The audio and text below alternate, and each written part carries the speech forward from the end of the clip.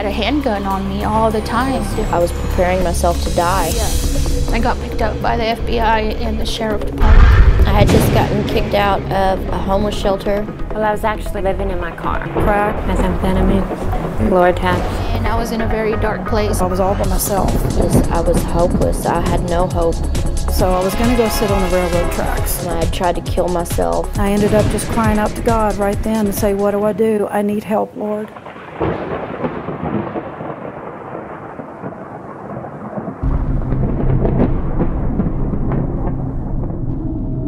So I got involved in a lot of illicit drugs, but I was able to keep my education up. And I graduated with a 3.24 average. People are very clever, and if they have a drug problem, an addiction that's actually driving them physically and emotionally to pursue something, many times people can be creative and try to work around the system for a while.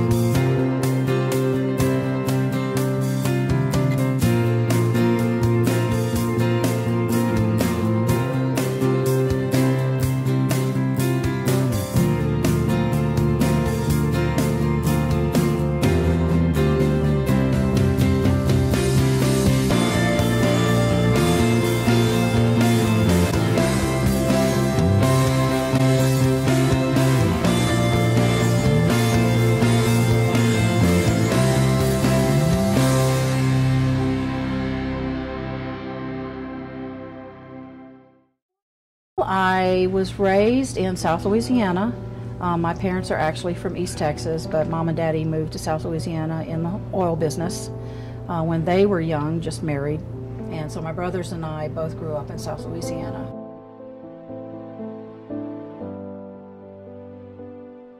I have a very loving family. My mom was more the nurturer. My dad was the breadwinner, wanting to take care of the family, but from my experience was very distant. Never really heard "I love you" from my dad. I was expected to exceed what everybody else did in school, with my grades, in any kind of extracurricular activities. I played piano, took piano lessons. So it was always an expectation that I would do very, very well no matter what. And I think that had an effect on me as far as living up to someone else's expectations. I grew up in a very strict and staunch Southern Baptist home.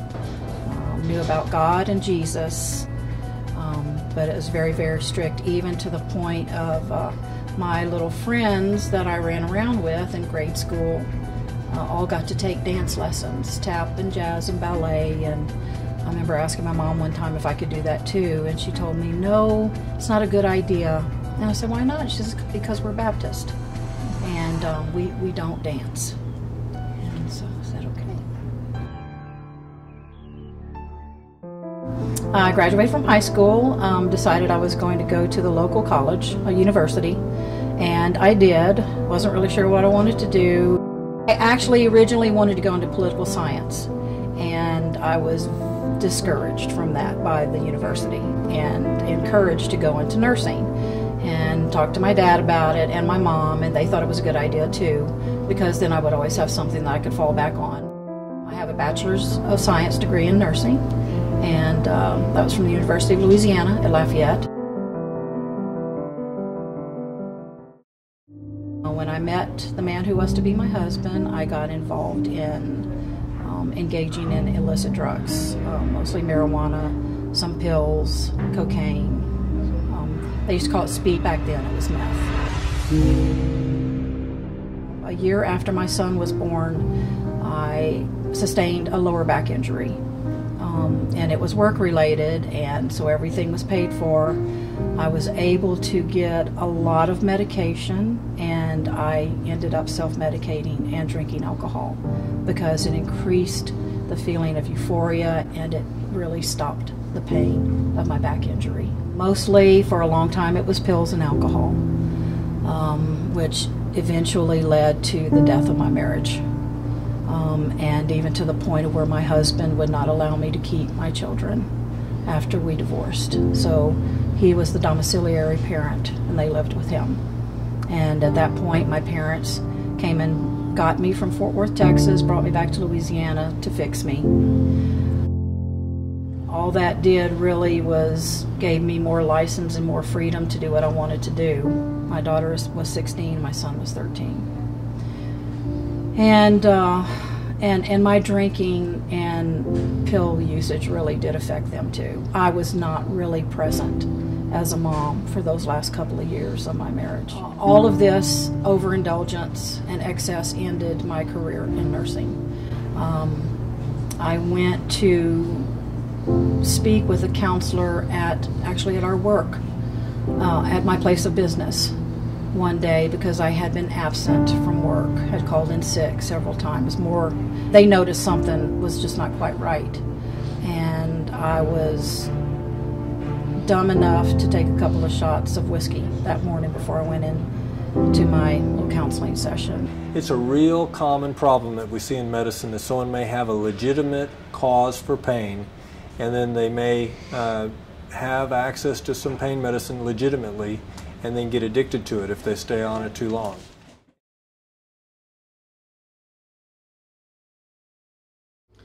I got in trouble first with one of the doctors that I worked for writing scripts for my own drug use. I was taking 60, well, I got up to 60. You work yourself up to 60 Lortab 10s a day. It started with my father's death, and I just didn't know how to deal with the death of my father, and it's easy to get. And one of the nurses that I worked with just gave me a Lortab, and it felt good. Got energy, and you just need more and more. Your body just needs more and more. The doctor and I were shooting up together in the clinic before we would go see patients. We got caught in the office shooting up, and I went to jail, and that was like a revolving door for me after that. And jail was just in and out after that. I never thought I would hurt people. I always thought I would help them, and I hurt a lot of people. My knowledge in the medical field was ultimately my downfall.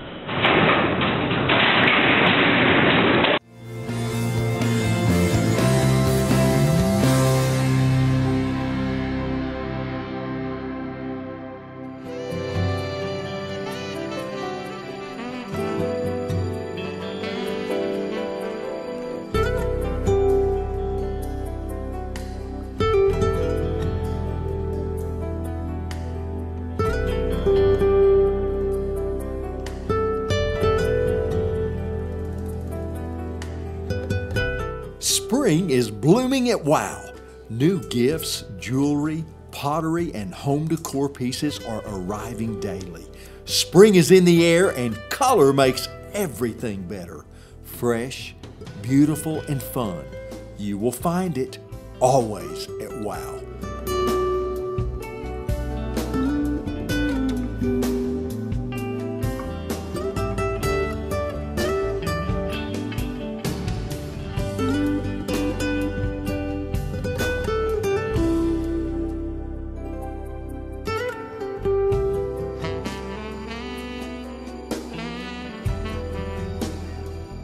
WOW Warehouse, 815 North Grandview in Odessa.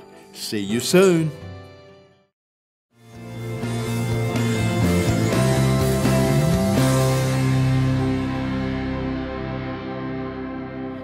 And all these people that I had worked with in the hospital for many years really loved me very, very much. They cared. And I knew them all very, very well. I'd been with them since I graduated from college, this one particular hospital. And they could smell the alcohol on my breath. And they asked me if I was having a problem, and of course I said, no, I don't have a problem. You know, yeah, I took a couple of shots of whiskey this morning. I was nervous coming in to the appointment, and they knew I had a problem. So they actually wanted me to go to a rehab that they wanted to set up, and I refused because I didn't have a problem. And then everything just went into a downward spiral from there. I lost my job, ended up going to rehab after all, and as a matter of fact, went to rehab, would get out, would do okay for a little while, start drinking, go back to rehab. This went on and on for 10 years. 4 rehabs, 2 psychiatric hospitals, 2 halfway houses over a period of 10 years. And nothing ever really helped because I still had a hole in my heart. And I'd go back and forth to my parents' house, and then I'd go get an apartment. And then I'd start drinking again and couldn't pay my rent anymore, and I'd go back to my parents. And I'd stay there for a little while, and I'd get okay, and then I'd go get another apartment. And it was just back and forth, and go to rehab. It was a never-ending cycle. I got to where I was drinking about a gallon of vodka a day. My dad used to tell me every time I'd go into rehab, he says, you're just going into rehab just to dry out. I had been in a relationship when I was living in New Orleans in a recovery home. That ended up in physical abuse. And so I moved to my daughter's house. She actually asked me, because I was clean and sober for about a period of 2 years. And my daughter said, come live with me because you're not going to suffer at the hands of somebody beating on you every day. And so I said, okay. So I did go back there. We went to a party one night, and everybody was drinking, and I got very uncomfortable. And a few days after that, I started drinking again. And it's because it affected my daughter so much when she was younger. My drinking did, in a bad way. She just couldn't stand it, and she actually asked me to leave. And so then I called my son, and I said, can I please come live with you? And he said, yeah, Mom, you can, but you know, I drink beer. I said, that's okay, I can handle it. So I did. I moved in. I only stayed with them for a couple of months. Some things happened, and I was drinking again. They asked me to leave their home, and I ended up being able to get an apartment, thank God. And I did okay for about a year without any alcohol or any other kind of use. And then I met some other people in my apartment complex, and after that, things went downhill very quickly. Really over a period of about 6 months. I started drinking again. I started smoking crack, and I started smoking methamphetamine. And lost my apartment, got kicked out of my apartment, lost all my money, was living in a vacant house with no running water, no toilet, no nothing, no electricity.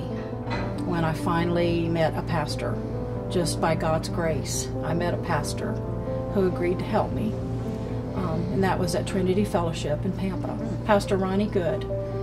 And he was so good to me.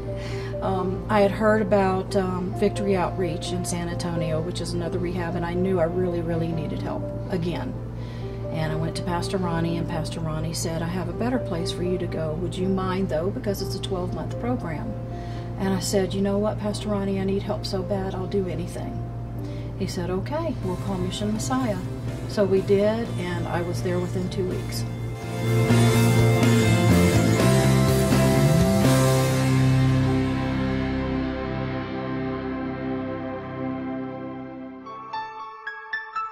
He is the head of the body, the church, who is the beginning, the firstborn from the dead, that in all things he might have the preeminence. Mission Messiah is an 18-month program created by the leading of Jesus to be a refuge for women and women with children that were living without hope. Many of our women were involved in drug addiction, alcoholism, victims of sexual abuse, domestic violence, and in deep despair. I'm a work in progress, and I know that I have to keep surrendering in order for him to do that for me, because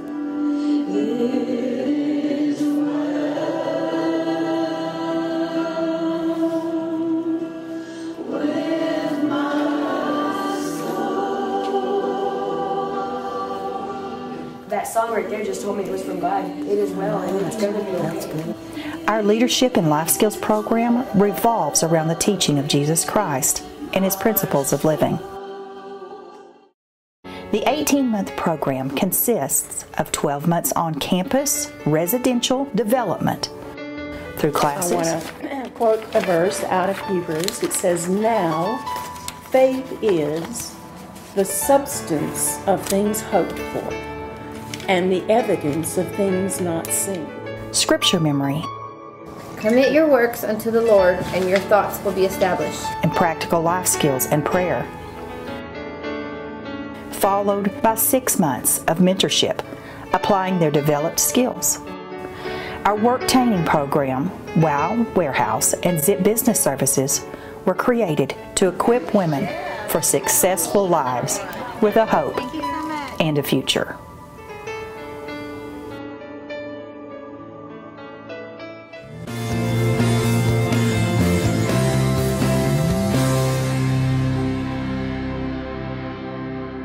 And just loving life ever since.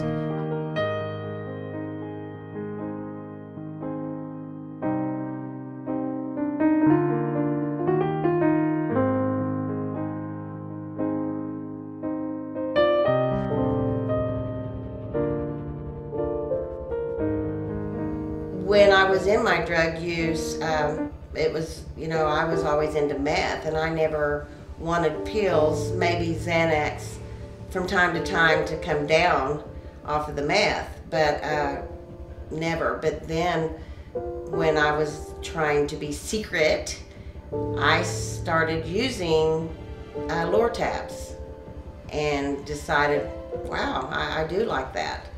So then it did become a problem because I would take from the patients, and then I even had some that I would buy from them.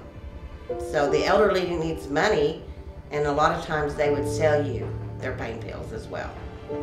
So Lanita, if you did do home health again, how would you personally resist the temptation? The only way to resist the temptation on anything, whether you go back into home health or not, is keeping Jesus #1 in your life. So no matter what you do, whether you go back into your old career or not, if you don't keep your relationship, your intimate relationship with the Lord, then it's never going to work anyway, no matter what field you go into. I can say that when someone is a Christian, when they do commit their life to trying to follow Christ, it may not be perfect, but if that's their goal, it'll be a safeguard. And if they continue to practice the things that are part of their faith, reading the Bible and praying and being around other people that are of the same mind, that are shooting for the same goals of honoring Christ, those safeguards will protect you from a lot of bad decisions. When there's an opportunity to make a mistake, you may not even be thinking about it or aware of it many times because of the safeguards that you're practicing.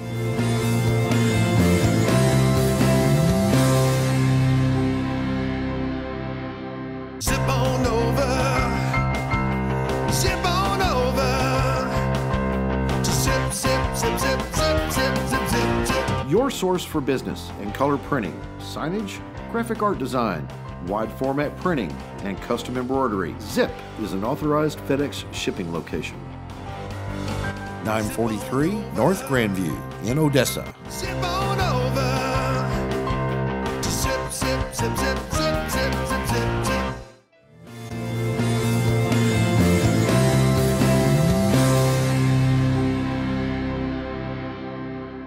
I had a short period of depression again, where I started drinking, binge drinking. But the staff at Mission Messiah loved me so much that they came and they got me and they said, "You're not going to do this to yourself again." And that's just the love of Jesus, is all that is. And I'm so grateful that Jamie Berryhill did that for me. And ever since then, I've just lived with the joy of the Lord. And just grateful for Mission Messiah. If it wasn't for Mission Messiah, I would not have learned, I don't believe, how to have a relationship with Jesus. And that is the key, is having a relationship with Jesus Christ. That is the most important thing in life. It just is.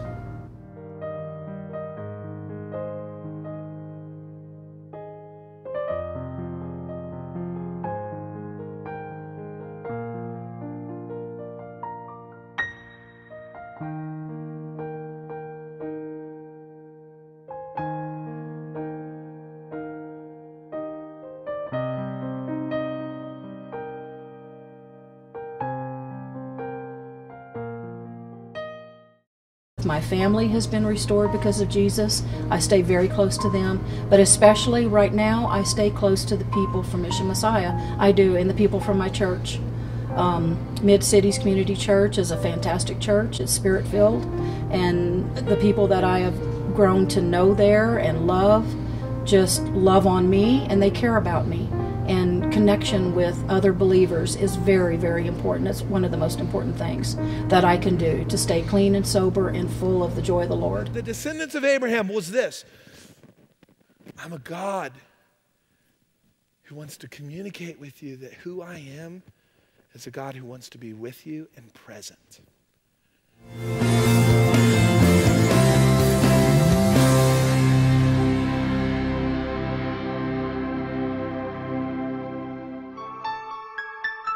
And he is the head of the body, the church, who is the beginning, the firstborn from the dead, that in all things he might have the preeminence. Mission Messiah is an 18-month program created by the leading of Jesus to be a refuge for women and women with children that were living without hope. Many of our women were involved in drug addiction, alcoholism, victims of sexual abuse, domestic violence, and in deep despair. I'm a work in progress, and I know that I have to keep surrendering in order for him to do that for me, because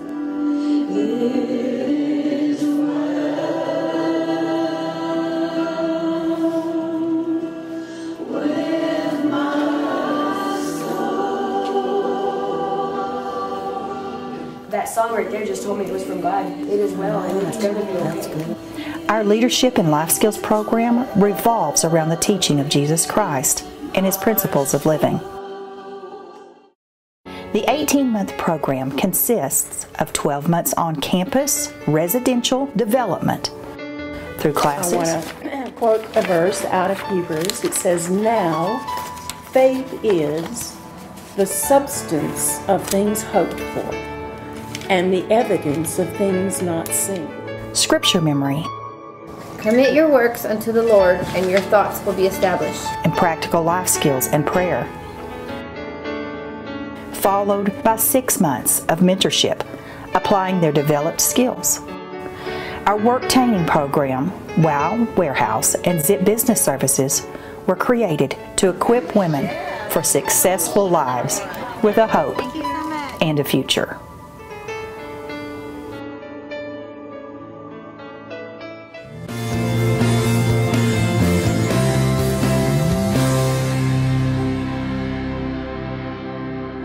I am manager of WOW Fashion Warehouse, which is one of the small businesses that Mission Messiah has set up to help the ladies who go through the Mission Messiah program to learn job training skills.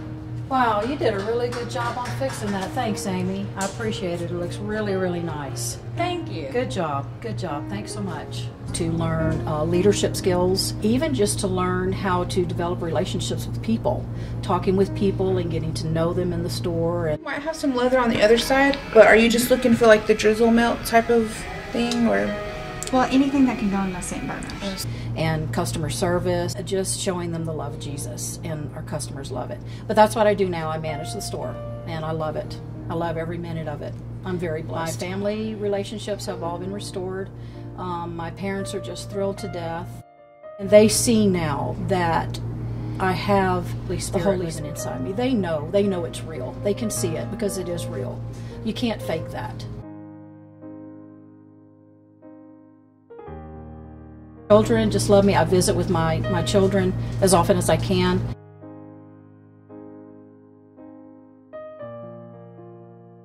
I've probably seen my daughter a little bit more lately because she's just had a new baby. My plan is in a couple of months to go visit with my son and my other grandchildren.